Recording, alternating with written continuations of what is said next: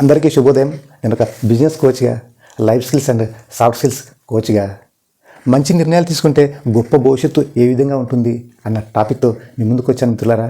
ఈ టాపిక్ చివరి వరకు చూసినట్టయితే మీకు మంచి ఆలోచనలు రేకెత్తించే విధంగా ఉంటాయని భావిస్తూ, ఎందుకంటే సమాజంలో చాలామంది చదువుకున్న తర్వాత రకరకాల ఆలోచనలు, నిర్ణయాలు మంచి అయితే గొప్ప భవిష్యత్తు ఉంటుంది, అదే నిర్ణయాలు చెడు అయితే ఇబ్బందిగా అవుతుంది. సో దాని కొరకు ఒక మంచి నిర్ణయం తీసుకొని ఒక గొప్ప భవిష్యత్తు ఏర్పరచుకోవడానికి మంచి ఆలోచనలు కావాలి, మంచి టాలెంట్ కావాలి, మంచి నాలెడ్జ్ కావాలి. సో మనం ఎప్పుడైనా ఒక మంచి నిర్ణయం తీసుకునేవాడు ఒక అభ్యంతరాలని కూడా స్పష్టంగా చేసుకోవాలి. ఆ పని చేస్తే సాటిస్ఫాక్షన్ ఉందా, ఆ పని చేస్తే హ్యాపీగా ఉందా, ఆ పని చేస్తే సొసైటీకి మంచి జరుగుతుందా, ఆ పని చేస్తే నీకు మంచి జరుగుతుందా. సో ఈ విధంగా రకరకాల ఆబ్జెక్షన్స్ని మనము నివృత్తి చేసుకోవాలి.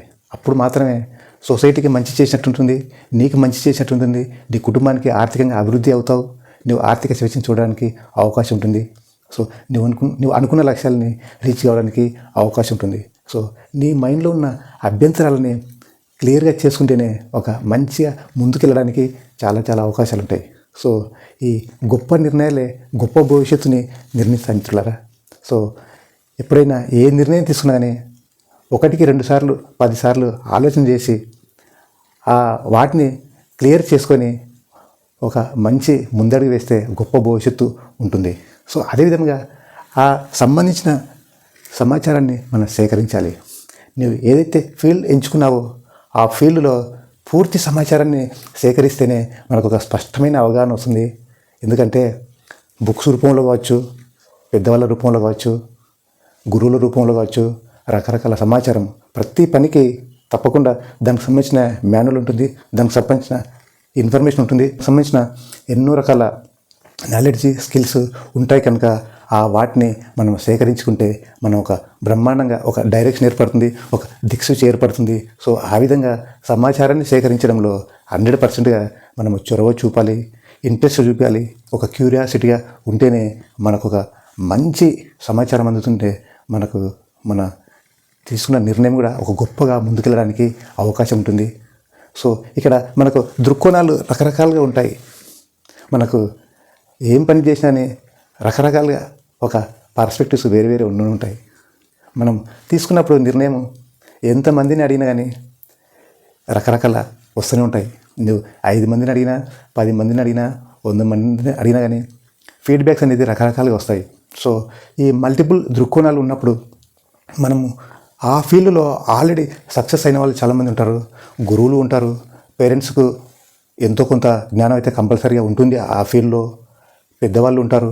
సో మనము ఒక ఆ పర్స్పెక్టివ్ రావాలంటే తప్పకుండా మనం ఒక మంచి ఇంతకుముందు అనుకున్నట్టుగా సమాచారాన్ని సేకరించి వాటిని దృక్కోణాలని మనము పరిగణించాలి. సో ఎందుకంటే ఏ పని చేసినా కానీ కొంతమందికి నచ్చుతుంది, కొంతమందికి నచ్చదు. సో ఆ దృక్కోణాలని రకరకాలుగా ఆలోచన చేసేసి నువ్వే ఫైనల్ చేసుకోవాలి. నువ్వు 5 మందిని అడిగినా, 10 మందిని అడిగినా, ఇంకా ఎక్కువ మందిని అడిగినప్పటికీ కూడా ఫైనల్ నిర్ణయం నీదే. నీ మనసాక్షిగా ఏమనిపిస్తుంది, నీకు ఏ విధంగా ఫీల్ అవుతున్నావు అనే వాటి మీదనే ఆధారపడి ఉంటుంది. సో నీవు ఏ నిర్ణయం తీసుకున్నా కానీ నీకు మంచిగా అనిపించాలి, సొసైటీకి మంచిగా జరగాలి, అదే నీ యొక్క పరిగణన కావాలి. సో అదేవిధంగా ఆల్టర్నేటివ్గా రకరకాలుగా ఆలోచనలు పెంచుకోవాలి. ఒక నిర్ణయం తీసుకొని ఒక మార్గంలో వెళ్తున్నప్పుడు మనం గోల్ రీచ్ కావాలంటే కంపల్సరీగా ప్రత్యామ్నాయాలను కూడా ఆలోచన చేయాలి. దారులు ఎన్నో ఉంటాయి. ఒక గోల్ని రీచ్ కావడానికి ఎన్నో దారులు ఉంటాయి. ఈ దారిలో పోతేనే వస్తుంది, ఆ దారిలో పోతే రాదు అనేది కాదు. ఎన్నో దారిలో ఆల్టర్నేటివ్ వేస్, మనకు ప్రత్యామ్నాయాలు ఎన్నో ఉంటాయి. సో ఒకరికి ఒక దారి నచ్చుతుంది, ఒకరికి ఇంకొక దారి నచ్చుతుంది. మన కన్వీనియంట్ వేళ, మనకు హ్యాపీ వేళ, మనకు తెలిసిన వేళ, గురువులు చెప్పిన మార్గంలో, పేరెంట్స్ చెప్పిన మార్గంలో, పెద్దవాళ్ళు చెప్పిన మార్గంలో మనము ప్రయాణం చేస్తే తప్పకుండా మనం మంచి వృద్ధిని సాధించడానికి అవకాశం ఉంటుంది. ఎందుకంటే గురువులు చెప్తే తప్పకుండా వాళ్ళు ఆల్రెడీ కష్టాలు పడి వచ్చిన వాళ్ళే, ఎన్నో ఇబ్బందులు తట్టుకున్న వాళ్ళే, ఎట్లాంటి పరిస్థితులైనా ఈదగలిగిన వాళ్ళే. అందుకొరకే వాళ్ళు మనకంటే 5 ఏళ్ళు కావచ్చు, 10 ఏళ్ళు కావచ్చు, 20 ఏళ్ళు కావచ్చు, 30 ఏళ్ళు కావచ్చు, ఇంకా ఆ పైన అనుభవం గడించి సమాజంలో ఒక మంచి వెలుగొందుతున్న వాళ్ళే. సో అట్లాంటి వాళ్ళ ఆధ్వర్యంలో అసోసియేషన్లో మనము ప్రత్యామ్నాయాలని పెంచుకొని ఒక మంచి అడుగుజాడలో నడిస్తే మంచి విజయాలు సాధించడానికి మన మంచి నిర్ణయంకి ఇంకా పట్టు బిగించి ముందుకెళ్ళడానికి చాలా చాలా అవకాశాలు ఉంటాయి. సో అదేవిధంగా అనిశ్చితిని కూడా స్వీకరించాలి. ఈ సమాజంలో ఏం పని చేసినా కానీ ఇబ్బందికరమైన పరిస్థితులు రానే వస్తుంటాయి. మరి మనం వాటిని ధీటుగా ఎదుర్కోవాలి. మంచి నాలెడ్జ్ కలిగిన వ్యక్తిగా. కొంతమంది రాళ్ళు విసురుతుంటారు, కొంతమంది నెగిటివ్ చేస్తుంటారు, కొంతమంది డిగ్రేడ్ చేస్తుంటారు.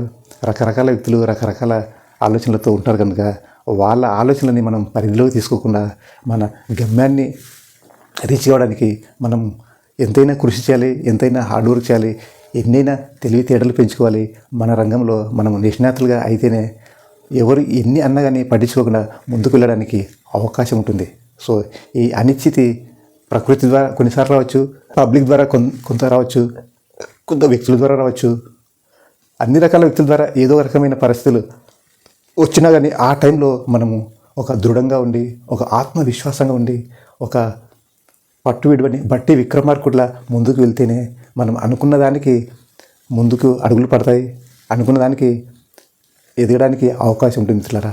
ఇంకా గత నిర్ణయాలను కూడా కొన్ని మనం పాటించాల్సి వస్తుంది. ఎందుకంటే గతంలో కూడా మనకు కొన్ని నిర్ణయాలు మంచివి అయి ఉంటాయి. ఆ వాటిని స్వీకరించాలి. అట్లయితేనే మనం ప్రజెంట్లో కూడా అది ఒక ఎక్స్పీరియన్స్గా పెట్టుకోవాలి.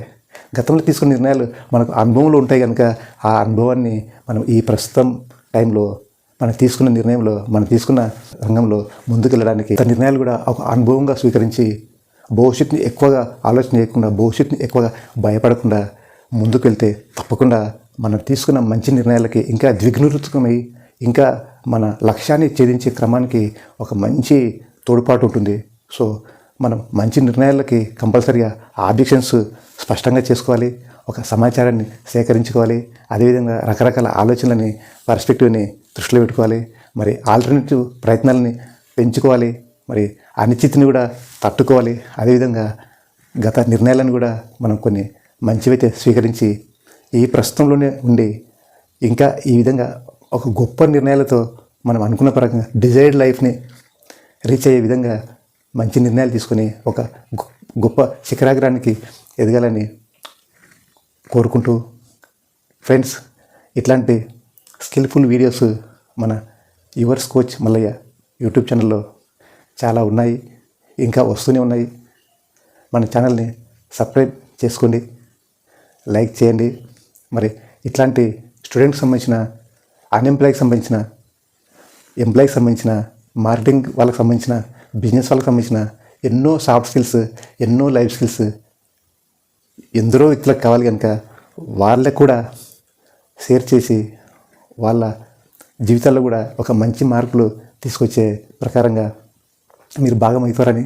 ఎందుకంటే డబ్బులతో హెల్ప్ చేయలేకపోయినా ఇది ఒక ఏ విధంగా అయినా వాళ్ళ ఆలోచనలు మారి వాళ్ళ ఫ్యూచర్లు మారే ప్రకారంగా తోడవుతారని కోరుకుంటూ థ్యాంక్ యూ వెరీ మచ్.